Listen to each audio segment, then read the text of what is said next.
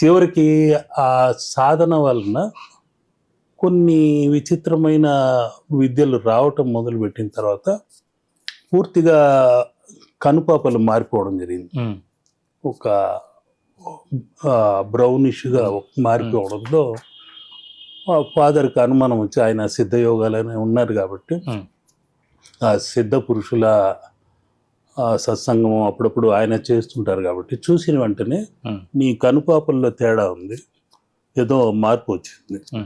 అది కాకుండా నిన్ను 2-3 శ్మశానం దగ్గర నుండి వస్తున్నట్టుగా చెప్పారు. అక్కడ నుండి ప్రతిరోజు నువ్వు వస్తున్నట్టు నాకు వినికిడి. ఏం చేస్తున్నావు చెప్పు, నిజం చెప్పు, నేను ఎంకరేజ్ చేస్తాను. నేను కూడా నీలాగే చిన్నప్పుడు అదే పిచ్చితో వెళ్ళిపోయా ఒక మలయాళ స్వామి వెనక.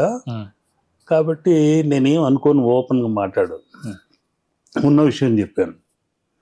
అది తాంత్రిక విద్యలోకి వెళ్ళిపోతుంది.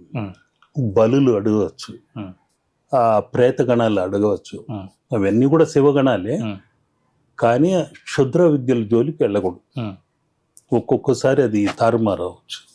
కాబట్టి నాటి నుండి అది మానేసి యోగా నేర్చుకో, యోగా క్లాసెస్ ఉన్నాయి, దానికి వెళ్ళు, మంచి గురువును నీకు చూపిస్తానని వాళ్ళ స్నేహితుడిని పరిచయం చేశారు.